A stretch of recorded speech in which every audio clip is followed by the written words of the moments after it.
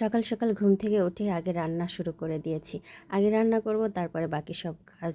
Hello everyone, আসসালামু আলাইকুম। কেমন আছেন সবাই? নিশ্চয়ই অনেক ভালো আছেন। তো আমি সকালে ঘুম থেকে উঠে আগে রান্নার দিকে চলে গেছি, কারণ রান্নাটা শেষ করে তারপরে অন্যান্য কাজ করব। আর সকালবেলা আর কি, খুব সকালে আমার ভাইয়া ঘুম থেকে উঠে নাস্তা করে, আর সে হচ্ছে নিয়মের মধ্যে সব কিছু করে। যার কারণে আমি ভাবছিলাম যে অন্যান্য কাজ করতে গেলে দেরি হয়ে যাবে, এজন্য আগে আমি রান্নাটা করে নিলাম। আর হচ্ছে প্রতিদিন সকালে আর কি রুটিটা আমাদের বাসায় করা হয়, কিন্তু আমি আজকে খিচুড়িটা করলাম, আর খিচুড়ির সঙ্গে একটা ডিম পোস্ট করে নিলাম। তো তারপরে এই যে হাঁস মুরগিগুলা ছেড়ে দিলাম। হাঁস মুরগি ছেড়ে দেওয়ার পরে দেখি যে হচ্ছে হাঁস মুরগির কুঠিতে হচ্ছে ডিম। আসলে সকালবেলার এই দৃশ্যগুলা গ্রামের, মানে এই সকালটা দেখতে খুব ভালো লাগে, তাই না?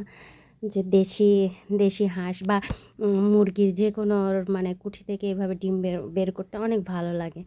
তো এই যে ডিমটা বের করে তারপরে খাইতে দিলাম, এদিকে হাঁস মুরগি খাচ্ছিল। তো আজকে একটু সকাল সকাল দুপুরের রান্নাটাও সেরে নিব, তাই আমি সকাল সকাল দুপুরের রান্নাটাও করে নিলাম।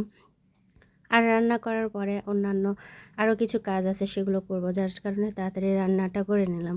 তারপরে এই দিকে আমি মাটি তুলতেছি, মাটি দিয়ে আমি একটা কাজ করব। কাজ বলতে হচ্ছে আমি একটা চুলা বানাবো, আর হচ্ছে চুলাটা একটু উঁচা করতে হবে, তাই অনেক মাটির দরকার। আমি কিন্তু কখনো এভাবে এইসব কাজ করিনি, কিন্তু তারপরেও এখন করছি। ওই যে বলে না, ঠেলাই পড়লে সবই করা সম্ভব। আর অন্য কেউ কী করবে, শখের দাম বলে না লাখ টাকা। তো শখ করেছি আমি একটা উঁচা করে চুলা করব। তো যার কারণে এখন আমাকে এটা করতে হবে, আর যার জন্য অনেক মাটি লাগছে।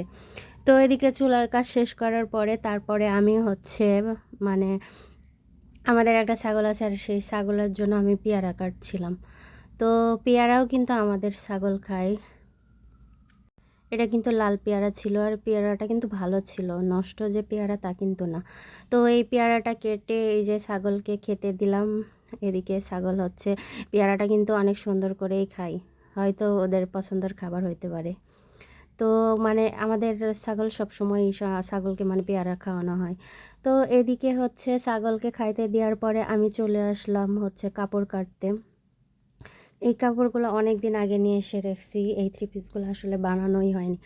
আর এই যে অলসতা, সবসময় আসলে বসতে ইচ্ছা করে না, যখন অনেকগুলো একসঙ্গে কাজ পড়ে যায় তখনই বসি। আর এগুলা হচ্ছে আমার মেয়ের ড্রেস। তো ড্রেস একসঙ্গে অনেকগুলো কাটতে গেলে আবার সুবিধা হয়, এই জন্য আগে আমি সালোয়ারগুলো কেটে নিয়েছি, তারপরে হচ্ছে ড্রেসগুলো কাটতেছি। আর একটা ড্রেস কাটা হয়ে গেলে ওই ড্রেসটার ওপরে ফেলে ফেলে অনেকগুলো ড্রেস একসঙ্গে করা যায়, আর অনেক কম সময়ের মধ্যে কিন্তু তখন কাটা যায়। তো আজ এই পর্যন্ত, সবাই ভালো থাকবেন।